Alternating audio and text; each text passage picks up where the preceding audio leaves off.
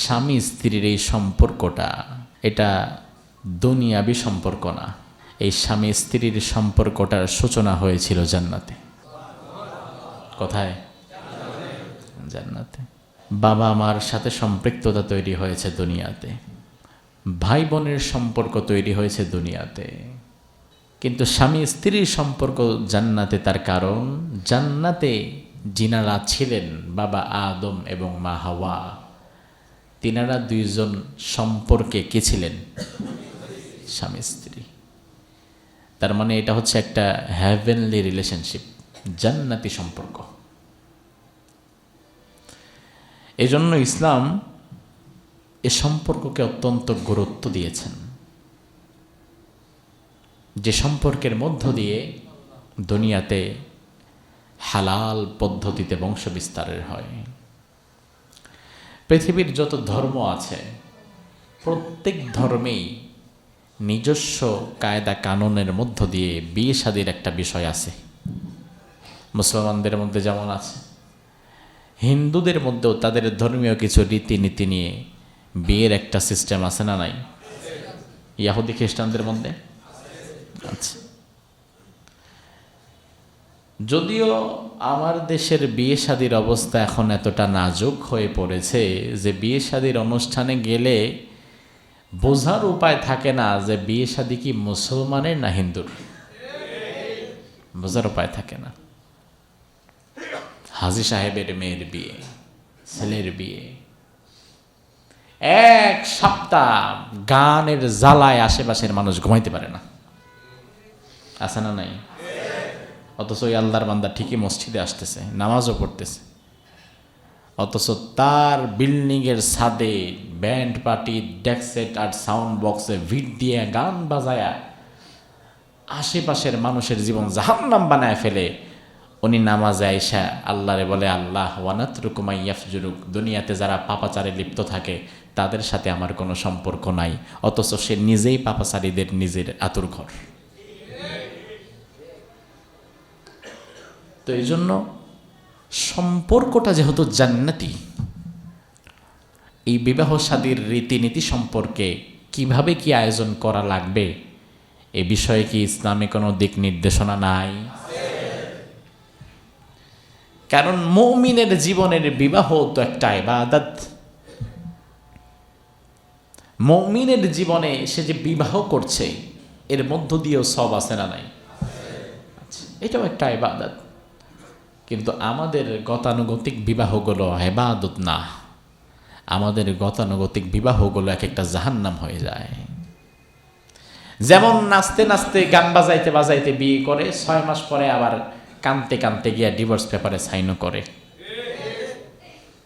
ওই যে আল্লাহর রহমত নাই তো, রহমত আসবে কোত্থেকে? রহমতের দরজায় তো শুরুর দিনই আপনি তালা মেরে দিয়েছেন।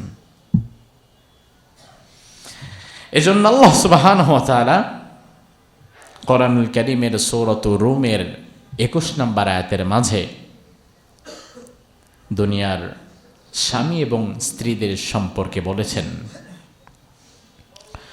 রব্বুল আলামিন বলেন, ওয়া মিন আয়াতিহি আন খালাকা লাকুম মিন আনফুসিকুম আজওয়াজান লিতাসকুনু ইলাইহা ওয়া জাআলা বাইনাকুম মাওয়াদ্দাতাও ওয়া রাহমাহ ইন্না ফি যালিকা লাআয়াতিন লিকাওমিন ইয়াতাফাক্কারুন। সুবহানাল্লাহ। আল্লাহ বলছেন, দুনিয়ার মানুষ দেখো কত নিদর্শন আমি তোমাদের মাঝে রেখেছি। এর মধ্যে অন্যতম নিদর্শন হচ্ছে তোমাদের মধ্য থেকে তোমাদের স্ত্রীদেরকে আমি আল্লাহ তাআলা সৃষ্টি করে দিয়েছি। ওয়া জাআলা বাইনাকুম মাওয়াদ্দাতাও ওয়া রাহমাহ, এবং স্ত্রী স্বামী একের প্রতি অপরের ভালোবাসা সহমর্মিতা আমি আল্লাহ তাআলা তৈরি করে দিয়েছি।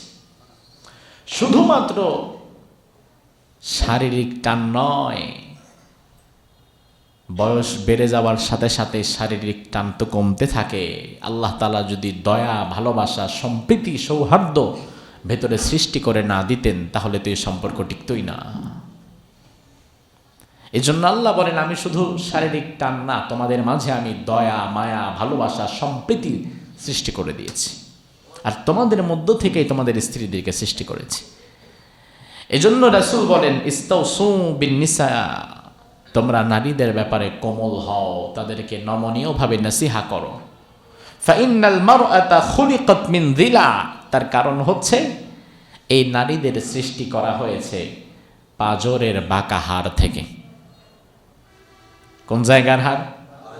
এই যে বুকের যেই বাঁকা যে হাড়গুলো আছে না, এই হাড়গুলো থেকে। তো এই হাড়গুলো সোজা না বাঁকা? তা আপনার বউ কেমন? হ্যাঁ, বাঁকা। আমারটা মনে হয় সোজা, সবই বাঁকা। স্ত্রীরা বাঁকা, স্বাভাবিক। এজন্য রাসূল বলেন, দেখো, কাচের জিনিস যেমন যত্ন করা লাগে, স্ত্রীদের সাথে আচরণটা ওইভাবে হবে। কোথাও স্পট পড়ে গেছে, ময়লা পড়ে গেছে, হালকাভাবে ঘষা মাজা করে তুলে ফেলো। বেশি কসলাইতে যায়ও না, তাহলে টাস করে ভেঙে যাবে। কারণ ওই বাঁকা হাত তো সোজা হবে না। ওইটারে যেভাবে আদর যত্নে যতটুকু চালানো যায় চালাও, বেশি সোজা করতে যায়ও না, তাহলে হাড় ভেঙে যাবে, সংসার শেষ হয়ে যাবে। এখন আমরা বেশি প্রভাব খাটাই, আমার কথা শুনবি না কেন, এটা করবি না কেন, আজকে 3-4 পদের রান্না হইল না কেন। এই প্রভাবগুলো খাটাতে গিয়ে সেখানে আমরা অবস্থা খারাপ করে ফেলি। এখন প্রশ্ন হতে পারে, হুজুর, যে দুনিয়ার সব স্ত্রী কি তার স্বামীর পাঁজরের হাত থেকে সৃষ্টি? তাইলে এমনও নারী আছে যেই নারীর বিয়েই হয় না, বিয়ে ছাড়াই মরে গেছে, এমন আছে না নাই? তার সৃষ্টি কার হাত থেকে? আবার পরিমণিদের মতো যারা 8-10টা বিয়ে করে, এর সৃষ্টি কতজনের পুরুষের হাত থেকে? তার মানে হচ্ছে সব স্ত্রীর সৃষ্টি তার স্বামীর হাত থেকে না, শুধুমাত্র হাওয়া আলাইহিস সালামের সৃষ্টি তার স্বামী আদম আলাইহিস সালামের হাত থেকে। আর বাকি সবার সৃষ্টি তার স্বামীর হাত থেকে নয়। এই সৃষ্টি বলতে রাসূল যে বলেছেন নারীদেরকে স্বামীর বাঁকা হাত থেকে সৃষ্টি করা হয়েছে, এটা মূলত তাদের অরিজিন, উৎপত্তিটা ছিল বাঁকা হাত, ওটা বুঝিয়েছেন। এজন্য উৎপত্তিটার জায়গাটা যেমন, পরবর্তীতে তার কিছু প্রভাব ওই উৎপত্তির সেই জিনিসের মধ্যে আছে না নাই? এটা রয়েই যায়, এটা থেকেই যায়। এই বিবাহ সম্পর্কে রাসূল সুনান ইবনে মাজার 1846 নম্বর হাদিসের মধ্যে বললেন, আন-নিকাহু মিন সুন্নতি ফামান লাম ইয়ামাল বিসুন্নতি ফালাইসা মিন্নি। ইসলামের এই বিবাহ পদ্ধতিটা, এটা হচ্ছে আমার সুন্নাহ। কার সুন্নাহ? রাসূলের সুন্নাহ। শুধু বিশ্বনবীর একার সুন্নাহ না, দুনিয়াতে যত নবী ছিলেন সকলেই বিবাহিত ছিলেন, হাতে গোনা 2-1 জন ব্যতীত। যেমন ঈসা আলাইহিস সালাম, তিনি বিয়ে করেন নাই। ইয়াহইয়া আলাইহিস সালাম, তিনিও বিয়ে করেন নাই। তবে আপনাদের খতিব সাহেব আবার ইয়াহইয়া তাকে বিয়ে করে ফেলছে। তো ইয়াহইয়া আলাইহিস সালাম, ঈসা আলাইহিস সালাম, এই 2 জন নবীর ইতিহাস পাওয়া যায় যারা বিয়ে করেন নাই, বিয়ে করার সুযোগ পান নাই। ইয়াহইয়া আলাইহিস সালামকে আগেই মেরে ফেলা হয়েছে, আর ঈসা আলাইহিস সালামকে আল্লাহ তাআলা আগেই তুলে নিয়েছেন। বিয়ে করার সেই সময় সুযোগ তাদের হয় নাই। তাছাড়া দুনিয়াতে যত নবী ছিলেন একজনও বিবাহ ছাড়া ছিলেন না। সুবহানাল্লাহ। এজন্য রাসূল যেমন নিজে বিবাহ করেছেন, সাহাবায়ে কেরামদেরকে উৎসাহিত করেছেন, বিশেষ করে রাসূলের যুবক সাহাবী যারা ছিলেন, বিশ্বনবী সাল্লাল্লাহু আলাইহি ওয়াসাল্লাম তাদেরকে বেশি বেশি বিবাহের প্রতি উৎসাহিত করতেন। তার কারণ যেই সমাজে বিয়েটাকে সহজ করে দেওয়া হয়, ওই সমাজে জিনা ব্যভিচার বন্ধ হয়ে যায়। আর যেই সমাজের মানুষ বিয়েটাকে ইনিয়ে বিনিয়ে ছলে বলে কলে কৌশলে যৌতুকের মার প্যাচে ফলে আর অধিক মহারণার মার প্যাচে ফলে কঠিন করে দেয়, ওই সমাজে জিনাটা সহজ হয়ে যায়। তখন মানুষ বিয়েতে ভয় পায়। এই জন্য আল্লাহর হাবিব সাল্লাল্লাহু আলাইহি ওয়াসাল্লাম সহিহ বুখারীর 5066 নম্বর হাদিসের মধ্যে বললেন, ইয়া মাশারাশ শাবাব, যুবকের দল, ও আমার সাহাবীদের মধ্যে যারা যুবক আছো শুনে নাও, মান ইসতাতা মিনকুমুল বাতা ফালইয়াতাজাওয়াজ, তোমাদের যদি কারো সামর্থ্য থেকে থাকে দ্রুত বিবাহ করে ফেলো। ফাইন্নাহু আগাদ্দু লিল বাসার ওয়া আহসানু লিল ফারাজ, কেননা সামর্থ্য হয়ে যাওয়ার পরপরেই যদি বিয়ে করে ফেলো, এই বিয়ের দ্বারা তোমার চক্ষুটা যেমন হেফাজতে থাকবে, তোমার লজ্জাস্থানও হেফাজতে থাকবে, পরনারীর দিকে তাকাবার মতো চিন্তাও তখন তোমার মাথায় আসবে না। সুবহানাল্লাহ। শয়তান তো বসে নাই ভাই, শয়তান তো আছেই, কিন্তু বিবাহ হয়ে যাওয়ার পরে একজন চরিত্রবান পুরুষের চরিত্র হেফাজত করা অনেক সহজ হয়ে যায়, যেটা বিবাহের আগে কঠিন, বিবাহ ছাড়া কঠিন হয়ে যায়। এজন্য রাসূল সাল্লাল্লাহু আলাইহি ওয়াসাল্লাম বিবাহের ক্ষেত্রে, আমরা তো মনে করি যে ইসলামে যত বিয়ে বেশি করা হবে সব তত বেশি হবে। একাধিক বিয়েকে ইসলাম কখনো ফরজ করে নাই, ওয়াজিবও করে নাই। একাধিক বিয়েকে ইসলাম করেছে জায়েজ। কি করেছে? জায়েজ মানে কি? সুযোগ আছে করার মতো, করলে করলেন, না করলে নাই। তবে একাধিক বিয়ে করে যদি ইনসাফ সমতা ঠিক রাখতে না পারেন তাইলে ভেজাল আছে না নাই? এখন আমার দেশে যারা একাধিক বিয়ে করে অধিকাংশ ক্ষেত্রে তারা ইনসাফ রাখতে পারে না। আপনি আরবিক কান্ট্রিগুলোতে যান, ওই দেশগুলোতে একাধিক বিয়ে করেছে এমন লোকের সংখ্যা কি কম না বেশি? কথা বলেন, কম না বেশি? 2টা 3টা 4টা বউ, 2টা তো মিনিমাম। 2জন স্ত্রী, আমি একজন আরব শাইখকে দেখলাম, এই 3জন স্ত্রী, তার 3জন স্ত্রীকে আলাদা আলাদা 3টা বাড়ি দিয়ে দিছে। 3জন স্ত্রী যখন যা লাগবে চাহিদা মাত্রই, বাংলাদেশ ব্যাংকের মতো চাহিদা মাত্রই ইহার বাহককে তা দিতে বাধ্য থাকিব, ওইরকম যা চায় চাওয়ার আগে সেটা হাজির করছে, সবাইকে সমভাবে তাদের প্রয়োজন পূরণ করছে। এবং ওই তৃতীয় স্ত্রীরাই তাকে বলে যে আপনি আরেকটা বিয়ে করলে করতে পারেন, আমাদের কোনো আপত্তি নাই, সমস্যা নেই। আরব দেশগুলো নারীরা একাধিক স্ত্রী গ্রহণ করাটাকে দোষণীয় মনে করে না, তার কারণ আমার যা লাগবে আমি তো তা পাচ্ছি। আর বাংলাদেশের নারীদের মধ্যে একাধিক স্ত্রী গ্রহণ করাটা ভীতিকর কেন? কারণ আপনার আমার মতো কিছু পুরুষ সমাজে একাধিক বিয়ে করে প্রথম বউটারে ফালাইয়া দ্বিতীয় বউরে সময় দেয়, এই ভীতিটা নারী জাতির ভেতরে গেড়ে বসেছে। কথা কি ঠিক কিনা?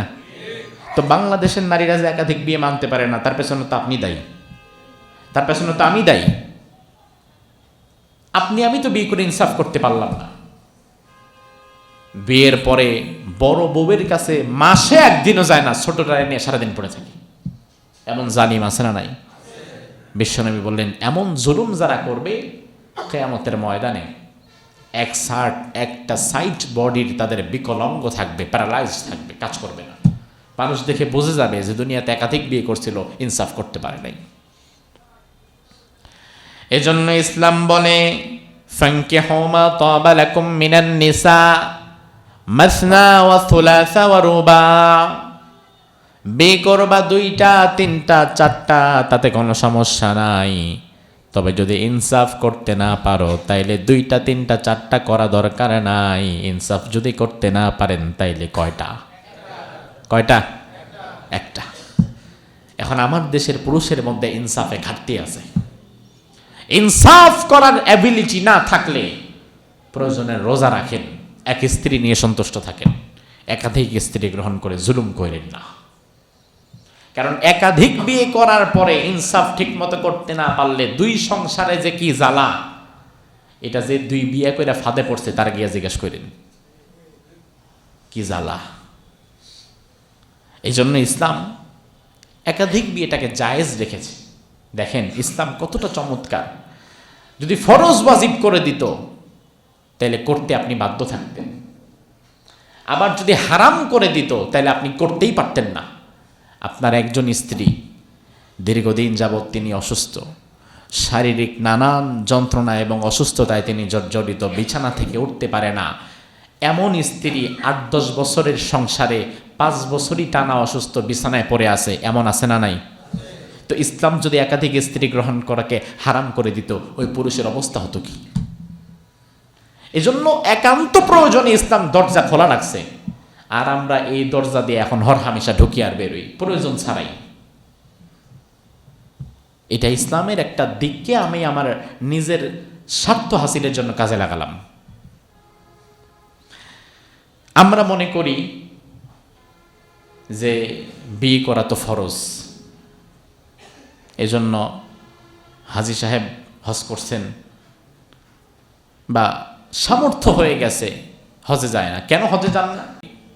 ছেলের ফরজ কামটা সাইরানি, মেয়ের ফরজ কামটা সাইরানি। অর্থাৎ তার হজ আটকায় রাখছে উনি ওনার ছেলের বিয়ের জন্য, মেয়ের বিয়ের জন্য। অথচ বিয়ে করা সব সময় ফরজ নয়। বিয়ের হালত তিনটা।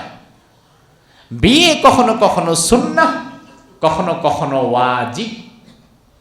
বিয়ে কখনো সুন্নাহ, কখনো ফরজ, আর কখনো হারাম। বিয়ে সুন্নাহ যেমন হয়, ফরজ যেমন হয়, আবার কখনো হারামও হয়।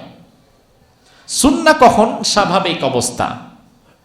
স্বাভাবিক অবস্থায় ইন জেনারেল বিয়ে করা সুন্নাহ। বিয়ে করবেন, রাসূলের একটা সুন্নাহ আপনি আদায় করলেন, সুবহানাল্লাহ। ফরজ কখন? যখন আপনার শারীরিক এবং আর্থিক দুই অ্যাবিলিটি সমানে সমান। ওই মুহূর্তে বিয়ে না করলে জিনায় লিপ্ত হয়ে যাওয়ার সম্ভাবনা আছে। ইসলাম বলে তোমার জন্য বিয়ে করা ফরজ। হারাম কখন? যখন শারীরিকভাবে কেউ দুর্বল। ইসলাম বলে এই মুহূর্তে বিয়ে করার কোনো দরকার নাই আরেকজনের জীবন নষ্ট করার জন্য। ফালাইকা বিসসাওম, তুমি রোজা রাখো, তোমার জন্য এখন বিয়ে করা হারাম। এজন্য সব সময় ইসলামের বিয়ের হালত একরকম থাকে না। এখন ধরেন এই যে শীতকাল, হয়তো ছেলের বিয়ে করাবেন, মেয়ের বিয়ে দিবেন, নয়তো ভাতিজার বিয়ে, ভাইস্তার বিয়ে, অমুকের বিয়ে, তমুকের বিয়ে, স্বাস্থ্য ভাইয়ের বিয়ে, জাগাতো ভাইয়ের বিয়ে। আমাদের দেশে দেখা যায় বিয়ের আগে মেয়েকে যখন দেখতে যায় তখন পাত্র যিনি, তিনি তো দেখবেনই, তার সাথে সাথে তার জ্ঞাতি গোষ্ঠী, মামতো ভাই, স্বাস্থ্য ভাই, জ্যাঠাতো ভাই, ভাই, বন্ধু সহকারে এলাকাবাসীর আলোর লোকজন হায়ার করে নিয়ে যায়। আছে না নাই? এটা তো ইসলামের সিস্টেম না। একজন সাহাবী রাদিয়াল্লাহু আনহু বিশ্বনবী সাল্লাল্লাহু আলাইহি ওয়াসাল্লামকে এসে বললেন, ইয়া রাসূলুল্লাহ, অমুক আনসারী গোত্রের এক নারীর সাথে আমার বিবাহ ঠিক হয়েছে, আমি আপনাকে দাওয়াত দেওয়ার জন্য এসেছি। আল্লাহর হাবিব বললেন, আনাযারতা ইলাইহা, ও সাহাবী, বিয়ে করবা ভালো কথা, তবে যাকে তুমি বিয়ে করবা তাকে কি তুমি বিয়ের আগে একবার দেখেছো কিনা সরাসরি? ওই সাহাবী বললেন, না, আমি দেখি নাই। আল্লাহর হাবিব বললেন, ফানজুর ইলাইহা ফাইন্না ফি আয়ুনিল আনসারি শাইআ, তুমি যাও ওই নারীকে আবার ভালো করে দেখে আসো, কারণ ওই গোত্রটাকে আমি চিনি। ওই গোত্রের অধিকাংশ লোকদের চোখের মধ্যে একটা সমস্যা রয়েছে। তুমি যদি না দেখে বিয়ে করো তাহলে বিয়ের পরে তোমার মন খারাপ হয়ে যাওয়ার সম্ভাবনা আছে না নাই? আগে দেখো। আনাযারতা ইলাইহা, তুমি তো তাকে দেখো নাই, যাও দেখে আসো একবার। এতটুকু তো ইসলাম জায়েজ রেখেছে, তুমি যাও দেখো। প্রি ম্যারেজ মিটিং, বিয়ের পূর্বে কনেকে দেখা অবশ্যই ইসলামে জায়েজ, দেখা দরকার, দেখতে হবে। তবে ওই বিয়ের আগে কনে দেখার এই পদ্ধতিটা যেন হয় পাবলিকলি, নট প্রাইভেট। যে ছেলে মেয়ে দুইটারে ঘরের মধ্যে ঢুকাই দিয়েছেন, কথা বলো তোমরা, ছাদের উপরে চলে যাও, কথা বলো তোমরা, রেস্টুরেন্টে পাঠাই দিয়েছেন, না। ছেলে কথা বলবে, মেয়ে কথা বলবে, একে অপরকে দেখবে, তবে উভয় পক্ষের কিছু গার্ডিয়ানরা থাকবে। গার্ডিয়ান কারা? মামি, খালা, ফুফু, মা, তারা দেখবে। বিয়ের আগে আপনি যখন মেয়ে দেখতে গেলেন, সেখানে স্বাস্থ্য ভাই, জ্যাঠাতো ভাই, মামাতো ভাই, ভাই বন্ধু কাউকে কি নেওয়া যাবে? নিজের বাপেরও তো সেইখানে আপনি আপনার বউরে দেখাইতে পারবেন না, কারণ বিয়ে হয়ে যাওয়ার পরেই না এই নারী আপনার বাবার মাহরাম হবে। এর আগে তো বাপেও ক্যান্ডিডেট থাকতে পারে, বোঝে না কথা? আরে বিয়ের আগে ওই নারীর জন্য বাপও যেমন আমিও তেমন, দুইজনই তো তারা গায়রে মাহরাম। আর বিয়ে আমার সাথে হয়ে যাওয়ার পরেই না আমার বাবার সাথে তার পর্দা করতে হবে না, এর আগ পর্যন্ত বাপের সাথেও তো তার পর্দা করা লাগবে। এখন আমরা দুঃসম্পর্কের আত্মীয়, স্বাস্থ্য ভাই, মামাতো ভাই, জেরাতো ভাই, ভাই বন্ধু কতজনকে নিয়ে আসে দেখাই, এরপরে দেখে এসে গল্প করি যে বন্ধু নাকটা ঠিক আছে, ঠোঁটটা কি একটু বেশি উঁচা না, আচ্ছা চেহারার রং চলে তো, তো তোমার লজ্জা নাই মিয়া, ব্যক্তিত্ব নাই, তুমি বিয়ে করবা বন্ধুর কাছ থেকে শুনতেছো না? নির্লজ্জ কথাটা। নিজের স্ত্রী, নিজের গায়রত, সাহাবায়ে কেরাম বন্ধুদের সামনে নিজের স্ত্রীর নামটা উচ্চারণ করতেন না, এটা আমার গায়রত, এটা আমার ব্যক্তিত্ব। একজন সাহাবী, তার একটা ঝামেলার কারণে টাকার প্রয়োজন, কিচ্ছু নাই বিক্রি করার মতো, একটা উট আছে বিক্রি করে দেওয়া লাগবে। একজন এসে বলল উটটা বিক্রি করে দেন, তাইলে আপনার এই ঋণটা পরিশোধ হবে। সে বলল দরকার নাই, এই উটটাকে আমি জবাই করে টুকরো টুকরো করে ফেলবো, তার কারণ এই উটের পিঠে আমার স্ত্রী চড়ত, এখানে আরেকজন চড়বে, এটা আমার দেখার সহ্য হবে না। এ হচ্ছে সাহাবীদের গায়রত। আমার স্ত্রী যেখানে বসছে এখানে আরেকজন বসবে, কোনো দরকার নাই, এটা ইমানি গায়রত। আর তুমি তোমার বউরে অর্ধনগ্ন করে পুরা এলাকাবাসীর হক আদায় করে দেখাও,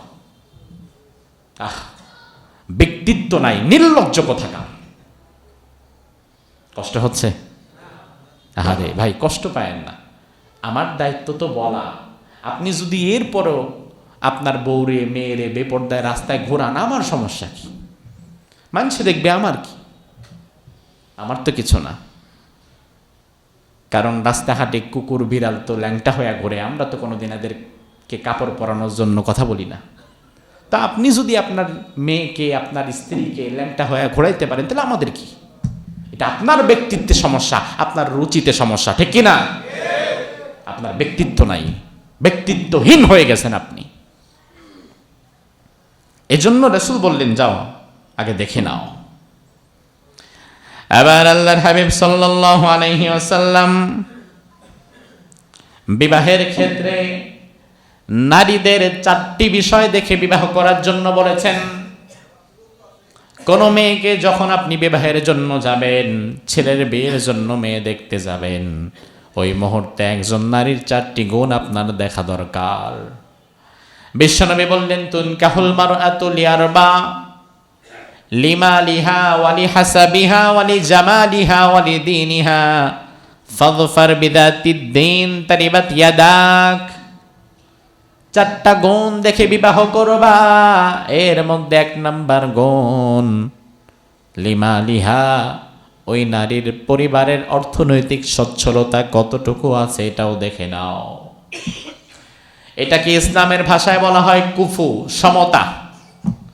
তার কারণ স্বাভাবিকত যে মেয়েটা ছোটবেলা থেকে 18 বছর 20 বছর পর্যন্ত কোটিপতি বাবার ঘরে মানুষ হয়েছে, জীবনে কোনোদিন নিজের কাপড়টাও কাচে নাই, নিজের প্লেটটা ধোয় নাই, নিজের কোনো কাজ নিজে করে নাই, গাড়ি ছাড়া চলে নাই, এসি বাড়ি ছাড়া সে কোনোদিন ঘুমায় নাই, তারে যদি কোনোদিন রিক্সাওয়ালার সাথে বিয়েতে আপনি চাপায়া দেন, তাইলে 2 দিন পরে তার মনে হবে আমার এই জীবন রাখার চাইতে মরে যাওয়া ভালো। কারণ ওই মেয়ে জীবনে কোনোদিন নিজের কাপড় ধোয় নাই, রান্না করে নাই, গাড়ির দরজাটাও হয়তো নিজে খুলতো না। এমন জায়গার একটা মেয়েকে স্বাভাবিকত আপনি নিম্ন স্তরে এনে ঘর করাতে পারবেন না। এজন্য ইসলাম বলে বিয়ের সময় সমতা মিল রাখো। 19, 20, 18, 20 হতেই পারে, একরকম থাকা লাগবে, নট নেসেসারি, তবে কাছাকাছি যেন হয়। কাছাকাছি যদি না হয় তাহলে 2, 4, 6 মাস পরে এই সংসারটা আর কোনোভাবেই টেকানো যাবে না। তার কারণ গরিব ছেলে, সে 2-4টা বুয়া আলাদা কাজের লোক রাখার সামর্থ্য তার নাই। আবার ওই মেয়ে সারা জীবন নিজে কোনো কাজও করে নাই। এবার 2 সপ্তাহ 1 সপ্তাহ পরে যখন আবেগ কেটে যাবে, বউরে কইব আজকে এইটা রানবা, কালকে কাপড় ধুইবা, পরশু এটা করবা, বউ কইব সালাম আমি এগুলা কিছুই পারি না। তখন আপনার মেজাজ খারাপ হয়ে যাবে, কেন পারস না, শিখলি না কেন? এই জন্য আমার ভাই ইসলাম বলে বিয়ের ক্ষেত্রে সমতা দেখবা, কাছাকাছি যেন হয়। এই জন্য বিবাহের পূর্বে উভয় পক্ষের অর্থনৈতিক সচ্ছলতা কার কতটুকু আছে, কে কোন পরিবেশে বড় হয়েছে সেটাও দেখার দরকার।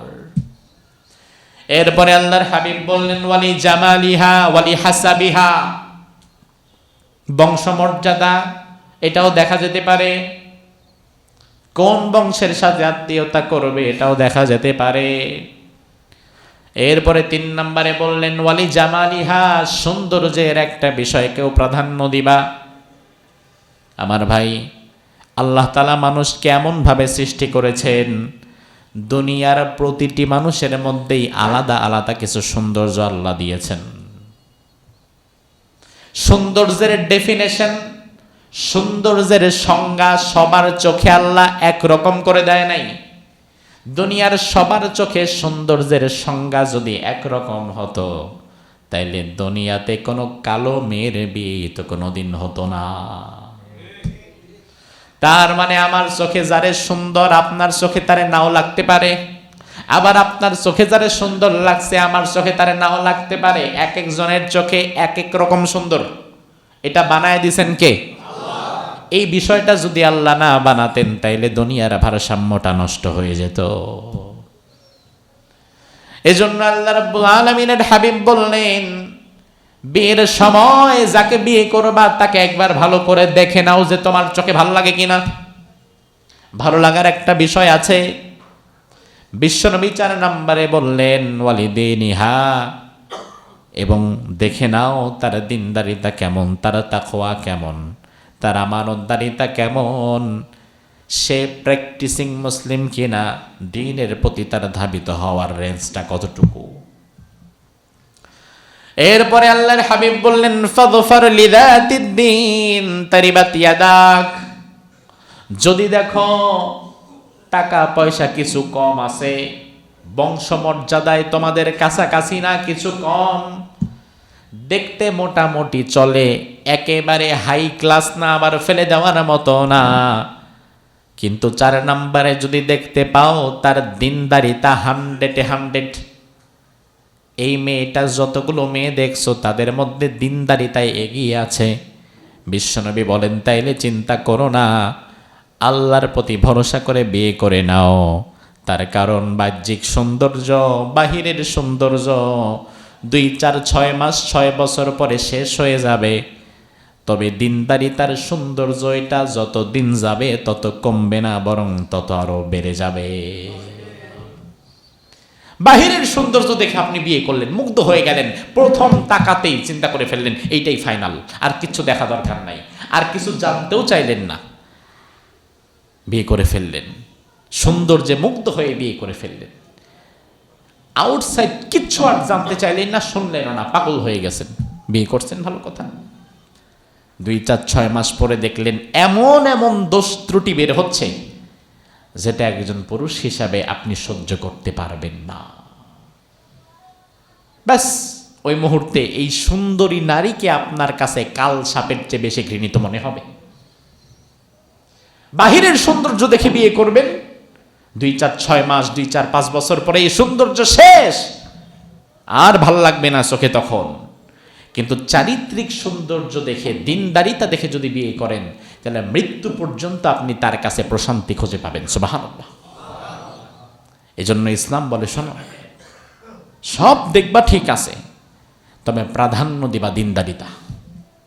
প্রাধান্য কি? আর আমরা প্রাধান্য দেই কি?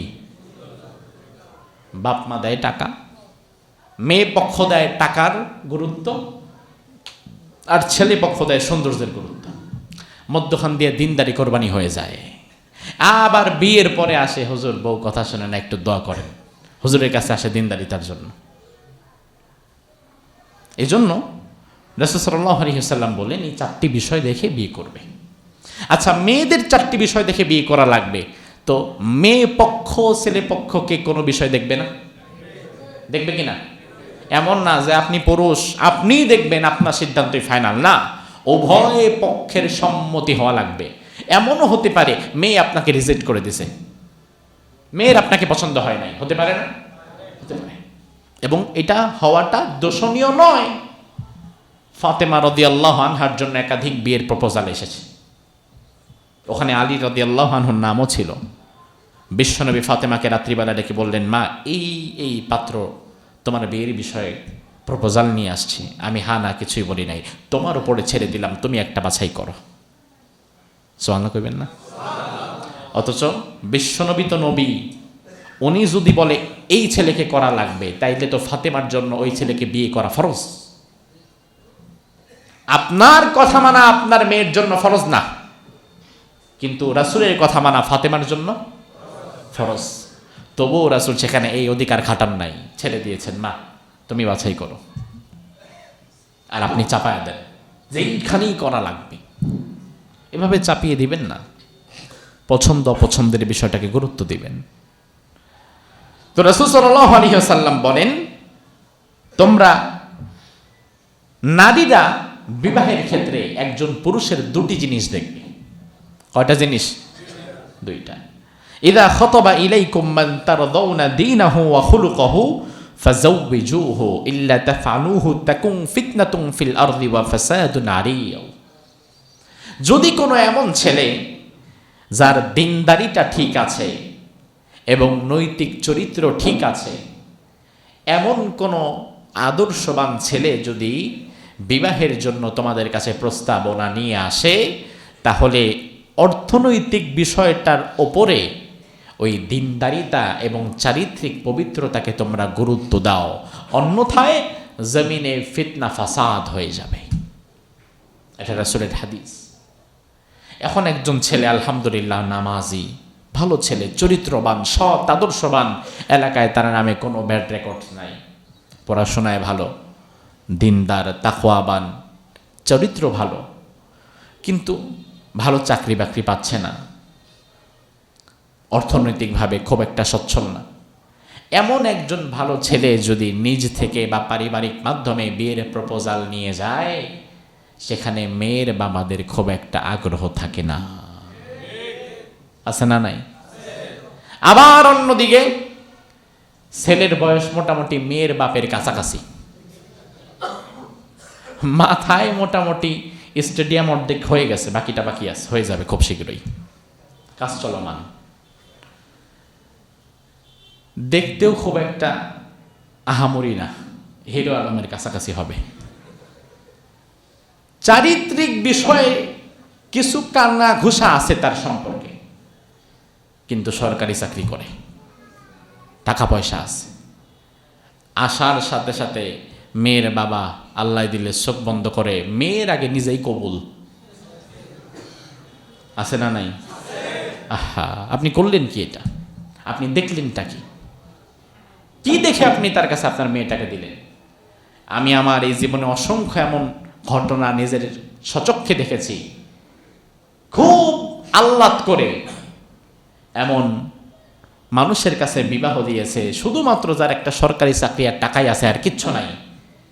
6 মাস পরে ওই মেয়ে ভেগে গেছে তার আরেক প্রেমিকের সাথে। এমন ঘটনা আছে না নাই? সেখানে যেই বাবা কোনো কিছু যাচাই বাছাই না করে শুধুমাত্র টাকা পয়সার উপরে ভিত্তি করে বিয়ে দিয়ে দিছে, আচ্ছা ওই বাবার কি কোনো দোষ নাই? সমাজ ওই বাবার দোষ দেখে না, খালি দেখে মেয়ের দোষ, অথচ এখানে মূল দোষী তো বাবাও হতে পারে। এই জন্য আমার ভাই, এই বিষয়গুলো থেকে নিজেদেরকে মুক্ত রাখতে হবে। বিয়ের আগে লাস্ট স্টেপ, যখন আলহামদুলিল্লাহ ছেলে মেয়ে উভয়কে দেখা হয়ে গেছে, পারিবারিক কথাবার্তা দোদুল্যমান, এখন হাও হতে পারে, নাও হতে পারে, ইয়েস অর নো কোনটা বলবেন ভেবে পাচ্ছেন না, এমন মুহূর্তে 2 রাকাত নামাজ আদায় করে ইস্তেখারা করতে হবে। কি করা লাগবে? ইস্তেখারা। সাহাবায়ে কেরাম রিদওয়ানুল্লাহি আলাইহিম আজমাইন বলেন, কানা রাসূলুল্লাহ সাল্লাল্লাহু আলাইহি ওয়াসাল্লাম ইউআল্লিমুনাল ইস্তিখারাতা ফিল উমুরি কুল্লিহা কামা ইউআল্লিমুনাস সূরাতা ফিল কুরআন। বিশ্বনবী কোরআনের সূরাগুলো যেমন ভাবে আমাদেরকে ধরে ধরে শিখিয়েছেন, গুরুত্বপূর্ণ কাজের শুরুতে ইস্তেখারা করাটাও সেইভাবে আমাদের শিখিয়েছেন। বিয়ের কথা যখন চলমান, হা করবেন না না করবেন, সম্পর্ক এখানে করবেন কি করবেন না বুঝতে পারছেন না, 2 রাকাত নামাজ আদায় করে ইস্তেখারার দোয়াটা করে আল্লাহর কাছে বলেন, আল্লাহ তুমি সহযোগিতা করো, আল্লাহ তাআলা যদি কল্যাণ হয় তাইলে কল্যাণের ফয়সালা করবেন, আর যদি অকল্যাণ হয় তাইলে এই অকল্যাণ থেকে আল্লাহ আপনারে ফিরায় নিবেন। ইস্তেখারার আমল এখন সমাজে উঠে গেছে, কমে গেছে। ইস্তেখারার আমলটা চলমান রাখতে হবে। এরপরে বিয়ের সর্বশেষ ক্রিটিক্যাল বিষয় হচ্ছে মহরানা। কি কথা কয় না? কি মহরানা? আমাদের এক মুসল্লি ভাই এই মসজিদেরই আমাকে নিয়ে গেছে একবার, তার ছেলে না মেয়ের কার বিয়েতে জানো, সঠিক মনে নেই, আরো 3-4 বছর আগে সম্ভবত, শুরুর দিকে 22 সালের শেষে নিয়ে গেছে। গেলাম, গিয়ে দেখি বিয়ে যখন পড়াবো শুরু করব, ছেলের নাম, মেয়ের নাম, বাবার নাম, সবার নাম দিছে। বললাম মহরানা কত? মহরানার কথা বলায় মেয়ে পক্ষ দাবি করলো 5 লাখ, আর ছেলে পক্ষ বলতেছে 50,000। এবং এইটা নিয়ে কথা কাটাকাটি করতে করতে বিয়ে প্রায় হবেই না এমন পর্যায়ে চলে গেছে। এখন আমি চিন্তা করতেছি, আল্লাহ, এত দূর থেকে ভাড়া ভরা খরচ করে আসলাম, বিয়েটা না হইলে টাকাও নাই, খাওয়াও নাই, অন্তত পক্ষে দেখি মিলমিশ করা যায় কিনা। তো উভয়ের গার্ডিয়ান সেখানে, আবার বিয়ের মধ্যে মাশাআল্লাহ কিছু চাচা, ফুফা, দাদা, নানা, এমন কিছু লোক থাকে যারা এগুলো নিয়ে দামাদামি করে, এবং এরাই মূলত ঝগড়াটা লাগায়। আছে না নাই? হ্যাঁ, আমাদের মেয়ের দাম কি এত কম নাকি? তা আপনার মেয়ের দাম কত টাকা বিক্রি করতে আনছেন? মহরানা দেওয়া ইসলামের একটি ফরজ বিধান। আল্লাহ তাআলা কোরআনের মধ্যে বলছেন, ওয়াতুহুন্না উজুরাহুন্না ফরিয়্যিদা, স্ত্রীকে তোমার মহরানার অংশটুকু পরিপূর্ণভাবে বুঝিয়ে দাও। তবে হ্যাঁ, ওই মহরানা হতে হবে যেই ছেলে মহরানা দিবে তার সামর্থ্যের আলোকে।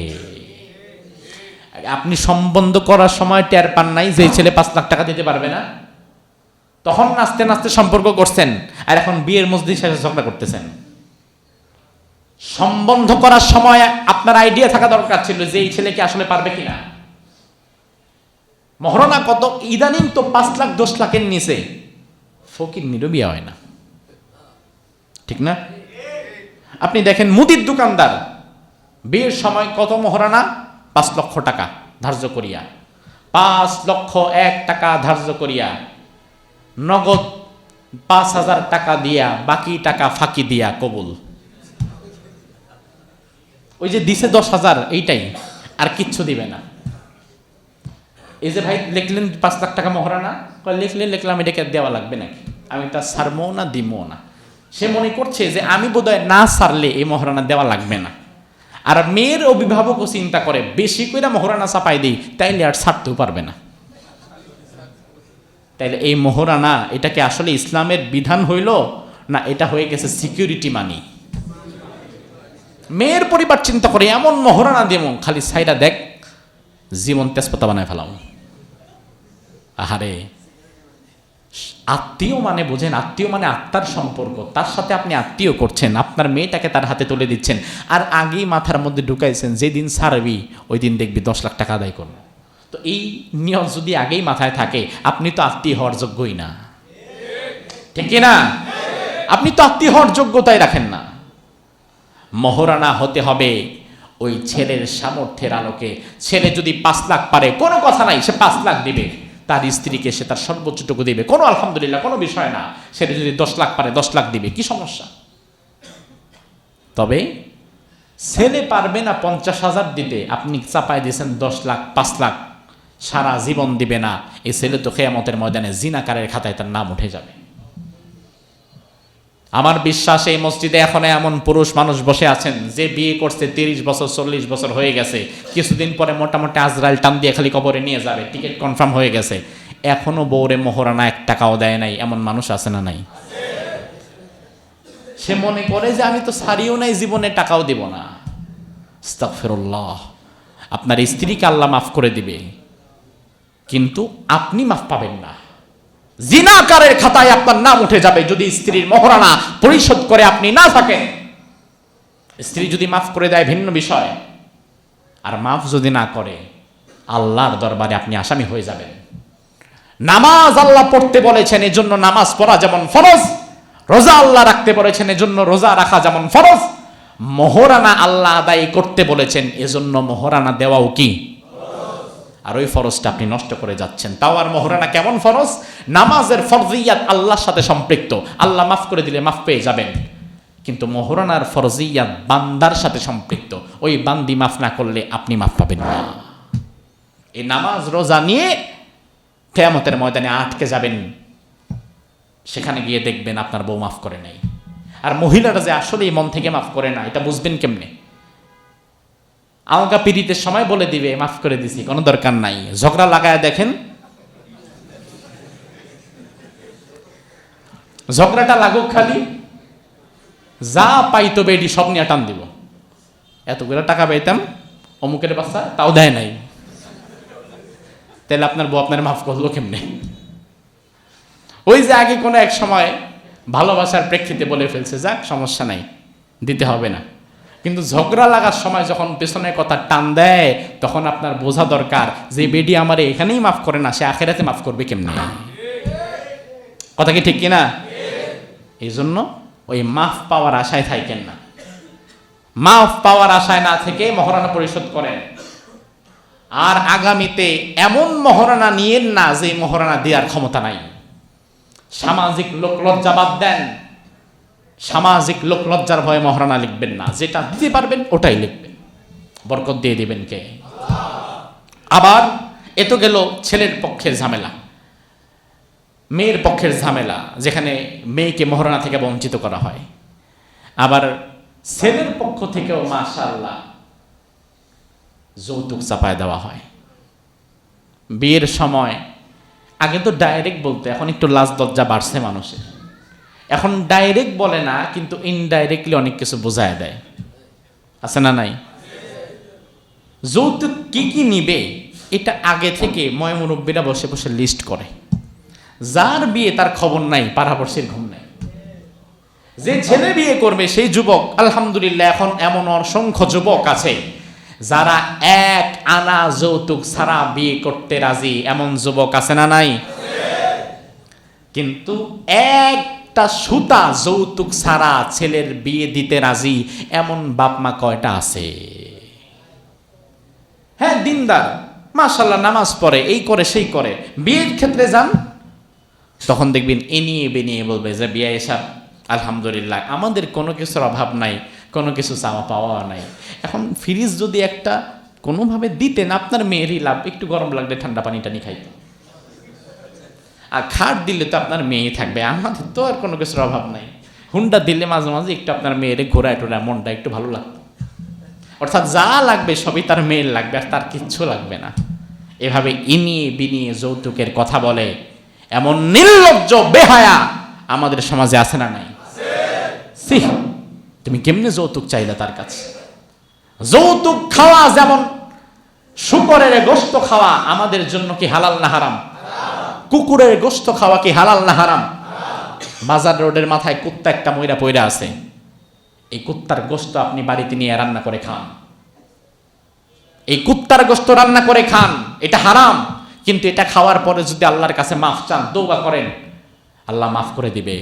কিন্তু যৌতুক খাওয়া এই কুত্তার গোশত খাওয়ার চেয়ে আরো বড় হারাম। কারণ যৌতুকের পয়সা খাওয়ার পরে আল্লাহর কাছে তওবা করে কাঁদবেন, মাফ চাবেন, আল্লাহ মাফ করবে না। তার কারণ কয়েকটা অপরাধ করেছেন। ইসলামের একটা ঘৃণিত বিষয়, এটাকে আপনি ঢুকিয়েছেন, যেটা ইসলাম চূড়ান্ত ঘৃণা করে, এই বিষয়টা আপনি উদ্ভাবন করেছেন। দ্বিতীয়ত, ওই মেয়ের বাবার উপরে জুলুম করেছেন, মেয়ের উপরে জুলুম করেছেন, যৌতুকের টাকা খাইছেন। এখন আল্লাহর কাছে মাফ চেয়ে লাভ কি? ওই মেয়ে আর মেয়ের বাবা যদি মাফ না করে, কুত্তার গোশত খাইলে মাফ পাবেন, যৌতুক খাইলে মাফ পাবেন না। কারণ বান্দার হকটা জটিল বেশি, আল্লাহর হকের গুরুত্ব বেশি, কিন্তু জটিলতার দিক থেকে বান্দার হকটা জটিল বেশি। কারণ আল্লাহ তাআলা মাফ করে দেওয়ার জন্য প্রস্তুত, কিন্তু বান্দার তো এত বড় কলিজা নেই, বান্দা মাফ করে না, বান্দা মাফ করবে না। এজন্য আমাদের সমাজে এই যৌতুকের সয়লাভ হয়ে গেছে। আজকের আলোচনা যারা শুনলেন, এমন যুবক থাকা লাগবে যারা সংকল্প করবে, এমন বাবা থাকা লাগবে, এমন ভাই থাকা লাগবে, যে ভাই তার অপর ভাইকে যখন বিয়ে দিবে, যেই যুবক যখন বিয়ে করবে, যেই বাবা যখন তার সন্তানকে বিয়ে দিবে, সংকল্প করা লাগবে আমি একটা সুতা আমার ছেলেকে বিয়ে দেওয়ার সময় যৌতুক নিব না। পারবেন ইনশাআল্লাহ? পারবেন? একটা টাকা যৌতুক নেবেন না। যদি যৌতুক মুক্ত বিয়ে করতে পারেন আমাকে বলবেন, আমি যাব ইনশাআল্লাহ। আর যৌতুক নিলে আমারে কোনোদিন ডাইকেন না, কারণ যেখানে হারাম করতেছেন ওখানে অন্তত আমি নিজেকে সম্পৃক্ত করতে চাই না। ওই হারামের মজলিস, সেখানে আল্লাহর কোনো রহমত থাকে না। এজন্য সাবধান। মেয়ের বাবার কাছে ফোন দিয়ে বলে দেওয়া হয় আমরা কিন্তু আসব, কতজন? 200 জন। এটারে বলে বরযাত্রী। কি যাত্রী? বরযাত্রী না তো জাহান্নামের যাত্রী হচ্ছে। 200 জন দিয়ে তুমি চাপায়া দিলা। হ্যাঁ, মেয়ের বাবার যদি অনেক সামর্থ্য থেকে থাকে আলহামদুলিল্লাহ, সে 200 কেন 300 এমনিতেই খাওয়াবে, সমস্যা নাই। কিন্তু আমি তো দেখেছি, আপনারাও তো দেখেছেন, বাংলাদেশে তো এমন মেয়ের বাবার অভাব নাই যারা বরযাত্রীর চাহিদা পূরণ করার জন্য নিজের ভিটে মাটিটুকু বন্ধক দিয়া সুদে টাকা নিয়ে এরপরে তোমারে খাওয়ায়। আছে না নাই? সি, কি চাপায় দিলা তুমি? বিবাহের পূর্বে যেই খাবার হবে ইসলামে, সেই খাবারের নাম হচ্ছে ওয়ালিমা। কি নাম? এই ওয়ালিমা, এই বিবাহের পরে যে খাবারের সুন্নাহ, এই খাবারটা কি মেয়ের পক্ষ খাওয়াবে না ছেলের পক্ষ? ছেলের পক্ষের সামর্থ্য কম কম খাওয়াবে, সামর্থ্য বেশি বেশি খাওয়াবে, তবে মেয়ের পক্ষ না। বিশ্বনবী সাল্লাল্লাহু আলাইহি ওয়াসাল্লাম যখন একবার বিয়ে করলেন, অনেকগুলো উট জবাই করে সাহাবীদের খাওয়ালেন। আবার কিছুদিন পরে যখন আরেকটা বিয়ে করলেন, সাহাবায়ে কেরাম ভাবলেন এবারও বোধহয় আরেকগুলো উট জবাই করে খাওয়াবে। কিন্তু আল্লাহর হাবিব মসজিদে নববীতে সাহাবীদেরকে ডেকে এবার আর উট জবাই করলেন না, খেজুর নিয়ে, ছাতু নিয়ে এগুলোকে মাখায়া সাহাবীদের খাওয়ায় দিলেন। বিশ্বনবী বোঝায় দিলেন, যখন সামর্থ্য ছিল বেশি তখন খাওয়াইছি, এখন সামর্থ্য কম, এখন কম খাও। কিন্তু আল্লাহর হাবিব তিনি যে বিয়ে করেছেন, সামর্থ্যের দিক থেকে মা খাদিজাতুল কুবরা রাদিয়াল্লাহু আনহার সামর্থ্য বিশ্বনবীর চাইতে কম ছিল না বেশি ছিল?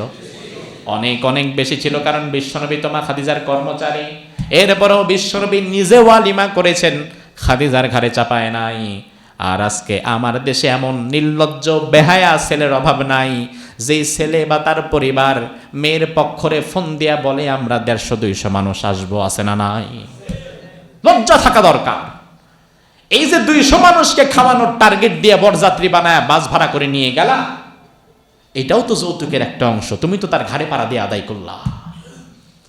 নয়তো বলবা হ্যাঁ সমাজের মানুষ কি বলবে, কোন ঘরে বিয়ে করছে, খাওয়াইলো না, এই না সেই না। এমন কুটনামি মার্কা কথা বলার জন্য কিছু মুরব্বী আছে না নাই? এদের কথায় কান দেওয়া দরকার নাই, কারণ তার কথা তো ইসলাম না। তার কথায় তুমি তোমার জীবন কেন চালাবা? তোমার জীবন চালাতে হবে তোমার আল্লাহ কি বলেছেন আর তোমার রাসূল কি বলেছেন সেইভাবে, ঠিক কি না? এরপরে বিয়ের মজলিসে যখন খাওয়া দাওয়া করাও, খাওয়া দাওয়ার মধ্যে তো আবার আইটেম অল্প থাকলে হয় না। রোস্ট, পোলাও, চিকেন, বিফ, কাবাব, অমুক তমুক নিয়ে 5-7টা আইটেম করা লাগে। এরপরে ওই জায়গায় খাওয়া দাওয়া করানোর পরে গেটের সামনে টেবিল নিয়ে লাডি সোডা নিয়ে বসে থাকে। খাইছেন ইচ্ছা মতো, এবার বিল দেন। সবার নাম লেখা, হ্যাঁ নাম কি? ও কত? ও ঠিক আছে, নাম লেখা রাখলাম, বুঝমুনি পরে। তো আমরাও তো যাবো না তোমার মেয়ের বিয়েতে, দিমুনি আমরাও। এটা অনুচিত। এজন্য দেখবেন বিয়ের অনুষ্ঠানে গরিব মানুষ দাওয়াত পায় না। আমি এমনও দেখেছি নিজের আত্মীয়দের মধ্যে বিয়ে হয়, ওই আত্মীয় গরিব, টাকা পয়সা দিতে পারবে না, তারে দাওয়াতও দেয় না।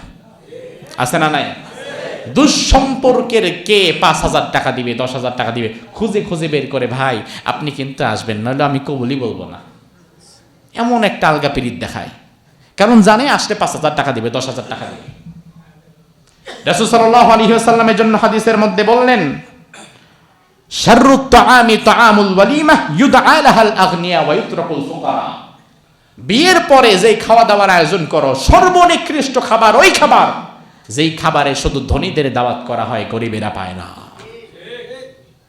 আপনি ডাল ভাত খাওয়ান, খেজুর খাওয়ান, খিচুড়ি খাওয়ান, মিষ্টি খাওয়ান, যা খুশি তাই খাওয়ান ওয়ালিমা হিসাবে, আর 10টা আইটেম খাওয়ানোর দরকার নাই। তবে যা খাওয়াবেন আপনার সামর্থ্যের আলোকে খাওয়াবেন, আপনার আত্মীয় স্বজনের সাথে গরিব প্রতিবেশী যারা, গরিব মানুষ যারা, তাদেরকেও রাখবেন এবং লিখে দিবেন 1টা টাকা পয়সা আমাদের দরকার নাই, আসবেন যাবেন খাবেন, আমাদের জন্য একটু দোয়া করে দিয়ে যাবেন। এটা উন্নত মানসিকতার পরিচয়। টেবিল উঠায়, টেবিল বসায়, লাডি নিয়ে বসে থাকেন না যে যাবি টাকা না দিয়ে ঠ্যাং ভেঙে ফেলানো। এই জন্য মধ্যবিত্তের কাছে, মধ্যবিত্তের হয়েছে যত জ্বালা, প্রত্যেক শুক্রবারে একটা করে বিয়ের কার্ড ধরায় দেয় হাতে, আসার পরে চিন্তা করে ইন্না লিল্লাহ, মুখটুক শুকায় যায়, এই মাসে আসে আর কয়দিন, বেতনের টাকাও তো হাতে নাই, এখন গেলেই তো 2000 টাকা ধরাই দিতে হবে। এই জন্য বিয়ের কার্ড আসলে মধ্যবিত্ত যারা, তাদের মুখ শুকায় যায়, না গেলে সামাজিকভাবে কটাক্ষের শিকার হবে, আবার গেলে এতগুলা টাকা দিতেও পারবে না। আগের কালে যেমন ডাকাতি করার আগে নাকি ডাকাতরা চিঠি পাঠাইতো, যা আছে রেডি করেন আমরা আসতেছি, এখন বিয়ের কার্ড হয়ে গেছে মধ্যবিত্তের জন্য তেমন ডাকাতির চিঠি, দেখলেই ভয় করে ভেতরে। এজন্য আমার ভাই, যে বিষয়গুলো আলোচনা করলাম সংক্ষিপ্ত আকারে, আল্লাহ সুবহানাহু ওয়া তাআলা ইসলামের এই সুন্দর বিষয়গুলো মেনে আমাদের বিবাহ বন্ধনকে অটুট রাখুক, বলি আমিন।